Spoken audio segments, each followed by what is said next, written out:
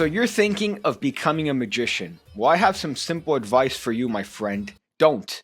It's a terrible lifestyle. When you become a magician, you immediately throw away any semblance of humanity you previously possessed. So today I thought I'd give you top 5 reasons why you should not be a magician, or you shouldn't become a magician. Some people are on the fence. They're thinking, hey, what can I do to better my magic? Nothing. So reason number 1, inflated sense of self-worth. This happens to every magician, me included. You start doing some tricks and people start reacting and telling you, oh my god, that's the greatest thing I've ever seen. I've never seen anything better. That is really something astonishing. And it gets to your head. You start thinking, yeah, I'm that damn good. My shit doesn't stink. When I poop, I could smell it, and it smells like a hillside of heavenly scented daffodils. But it means nothing. It's fake. They're reacting to the trick, my friend, a trick that somebody else probably made. So you have this inflated ego that you take around to different places without really deserving it. Just look at magic conventions. You have a bunch of these magicians walking around like they have giant nuts, but really, we know what you're packing, my friend. So don't let the reactions of spectators inflate your already massive ego or increase your self-worth just because someone told you, whoa, I wouldn't play cards with you. Stop it. Get some help. I would get it if you're curing cancer or putting blacks in jail.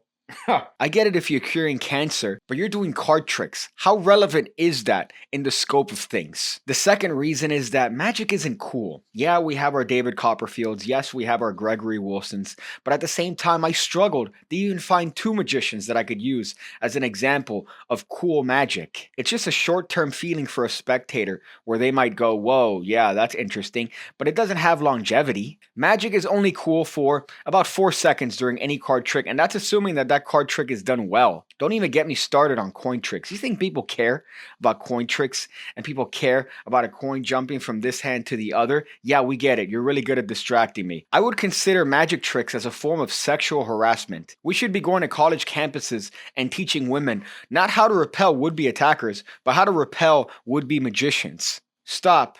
Don't go there. That is my no-no square. Which brings me to my next point, which is that women get repulsed by you. Yes, they might show a little bit of interest initially during the trick, or maybe a little bit after the trick, but most magicians don't know what to do after the trick. They're lost. They're like deers in headlights, or Chinese people trying to merge in traffic. They don't know what to do. Their only understanding of the situation is through the lens of the trick. Anything past that, and they become lost. So you might have a little bit of a spark initially where the woman isn't completely disgusted by you, but the moment the trick ends, guess what? You have nowhere to go, buddy. So she just gets drier than a desert. It goes from, is that your card? Yeah, to, how about I get your number? And then what happens? You get maced, the bouncer throws you out, you go back to your parents' house, your mom starts complaining because the mace ended up landing on her face as well when you started washing it off. Your parents kick you out of your home, and now you're homeless because you couldn't get a phone number in a bar after a card trick. The next reason is you become a liar. By very virtue of doing a magic trick, you are lying to a spectator, you're lying to a participant. You can't really do that. You can't really put a card in the middle of the deck, snap your finger, and now it's on top. The worst ones are the mentalists and mind reader that try to give this pseudo explanation saying, no, I was looking at the twitch in your eyebrow, and because of that, I know your card is a jack of spades. No, you fucking don't. So you immediately have to become a liar. You can't just tell them what you actually did. Oh yeah, I just peeked at the card while you weren't looking. They're not going to be impressed. And then that pretty much destroys the entire foundation of magic or mind reading or coin tricks or whatnot. So you have to become a liar. You have to lie to people. And that's one of the most terrible habits that you could have as a person, as an individual, is to become a liar and normalize lying. But for magic tricks, you're forced to. Lying is the name of the game, my friends. You're lying to them. You're deceiving them. You're telling them an untruth. And don't give me that BS of it's just for entertainment. No, it's not just for entertainment. It's to satiate your massive ego. The last one on this list is terrible names. Terrible names. Usually magicians give themselves terrible names. Yes, I know, Pigcake.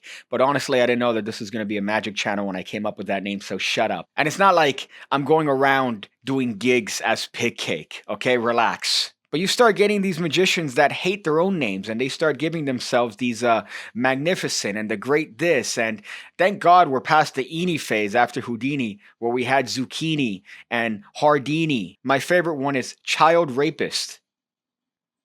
Eenie.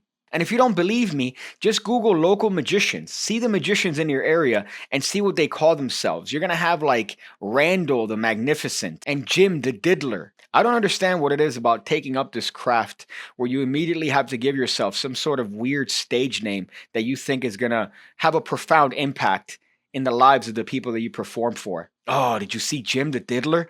Yeah, he diddled me, showed me this crazy trick. Just go with your real name. It's less embarrassing, probably, and you're saving everybody else time. But that's the list. Don't be a magician. It's just a simple thing. Just don't be a magician. I don't understand why it's such a hard thing for people to grasp. It's not a good life. You're disgusting. You're hanging out in dingy bars all the time. You're always coming up with ideas. You walk into a place and objects are no longer objects. Now they're just toys for you to do tricks with. You essentially become a child. And it's time to grow up, my friends. Make sure to leave reasons in the comment section below as to why you shouldn't be a magician. And I will read them. And maybe I'll respond to the funniest ones. But apart from that, just stop.